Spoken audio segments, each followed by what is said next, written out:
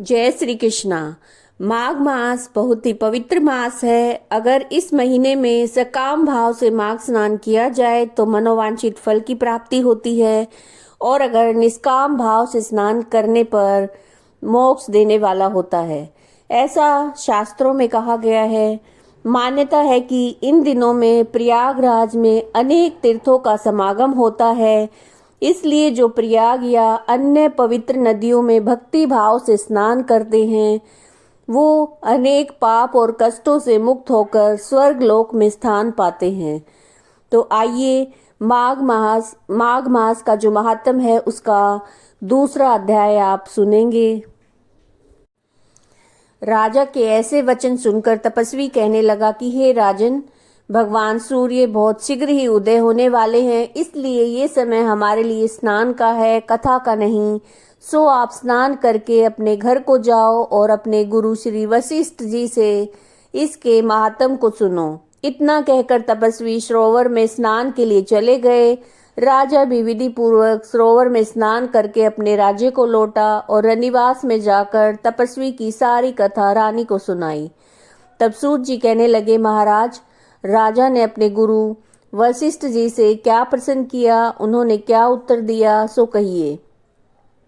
व्यास जी कहने लगे, हे सूत जी, राजा दिलीप ने रात्रि को सुख से सोकर प्रातः समय ही अपने गुरु वशिष्ठ जी के पास जाकर उनके चरणों को छूकर प्रणाम करके तपस्वी के बताए हुए प्रश्नों को अति नम्रता से पूछा कि गुरुजी, आपने आचार, दंड, नीति, राज्य, धर्म, चारों वर्णों के चारों आश्रमों की क्रियाएं, दान और उनके विधान, यज्ञ और उनकी विधियां, व्रत, उनकी प्रतिष्ठा तथा भगवान विष्णु की आराधना अनेक प्रकार से तथा विस्तार पूर्वक मुझको बतलाई। अब मैं आपसे माघ मास के स्नान के महात्म को सुनना चाहता हूँ। सो हे तपोधन, नियम पूर्वक इसकी विधि समझाइए।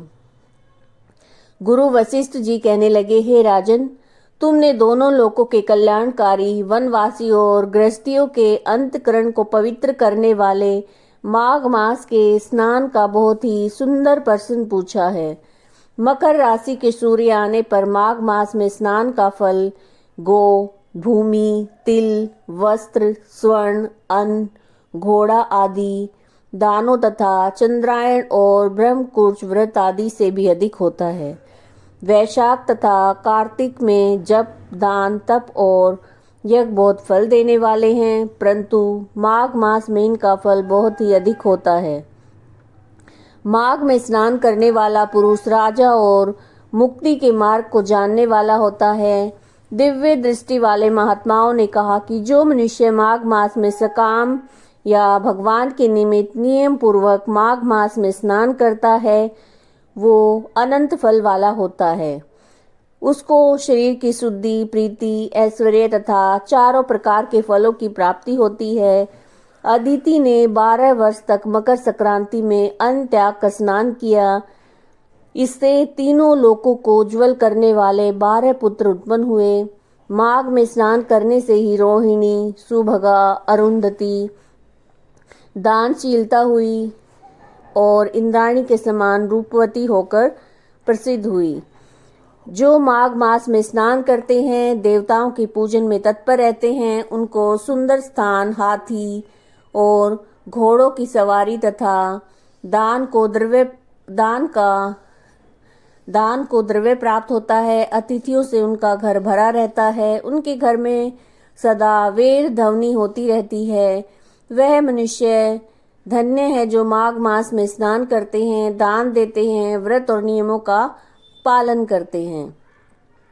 दूसरों के पुण्यों के क्षीण होने से मनुष्य स्वर्ग से वापस आ जाता है, परंतु जो मनुष्य माघ मास में स्नान करता है वो कभी स्वर्ग से वापस नहीं आता।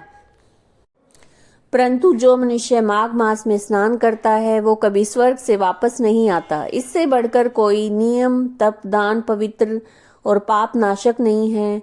भृगु जी ने मणि पर्वत पर विद्याधरों को ये सुनाया था। तब राजा ने कहा, ब्राह्मण, भृगु ऋषि ने कब मणि पर्वत पर विद्याधरों को उपदेश दिया था, सो बताइए। तब ऋषि जी कहने लगे, हे राजन, एक समय 12 वर्ष तक वर्षा न होने के कारण सब प्रजा क्षीण होने के कारण संसार में बड़ी ही उद्विग्नता फैल गई। हिमाचल और विंध्याचल पर्वत के मध्य का देश निर्जन होने के कारण श्राद्ध, तप, स्वाध्याय सब कुछ छूट गया। सारे लोक विपत्तियों में फंसकर प्रजाहीन हो गया। सारा भूमंडल फल और अन्न से रहित हो गया। तब विंध्याचल से नीचे बहती हुई नदी के सुंदर वृक्षों से आच्छादित अपने आश्रम से निकलकर श्री भृगु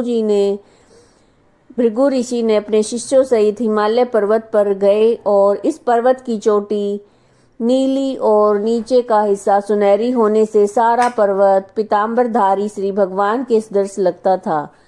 पर्वत के नीचे का भाग नीला और बीच में कहीं कहीं पर सफेद स्फटिक होने से तारों से युक्त आकाश जैसी शोभा प्राप्त होती थी। रात्रि के समय वह पर्वत दीपकों की तरह चमकती हुई दिव्य औषधियों से पूरित किसी महल की शोभा को प्राप्त होता था। यह पर्वत शिखा और बांसुरी बजाती और सुंदर गीत गाती हुई किन्नरियों तथा केले की पत्तों की पताकाओं से अत्यंत शोभा को प्राप्त हो रहा था।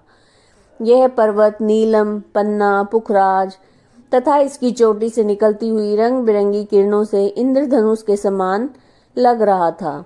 स्वर्ण आदि सभी धातुओं से तथा चमकते हुए रत्नों से चारों ओर फैली हुई अग्नि ज्वाला के समान शोभायमान था। इसकी कंदराओं में काम पीड़ित विद्याधरी अपने पतियों के साथ आकर रमण करती हैं और गुफाओं में ऐसे ऋषि मुनि जिन्होंने संसार के सभी कलेशों को जीत लिया है रात दिन ब्रह्मा का ध्यान करते हैं तथा कई एक हाथ में रुद्राक्ष की माला लिए शिव की आराधना में लगे हुए हैं। पर्वत के नीचे के भागों में जंगली हाथी अपने बच्चों के साथ खेल रहे हैं तथा कस्तूरी वाले रंग बिरंगे मृगों के झुंड इधर उधर भाग रहे हैं। यह पर्वत सदा राजहंस तथा मोरों से भरा रहता है। इसी कारण इसको हेमकुंड कहते हैं। यहाँ सदैव ही देवता, गुहक और अप्सरा निवास करते हैं। ये माघ मास का जो महात्म्य है उसका दूसरा अध्याय था। अगर आपको वीडियो अच्छी लगी है तो लाइक कीजिएगा, शेयर कीजिएगा और चैनल को सब्सक्राइब कीजिएगा। जय श्री कृष्ण।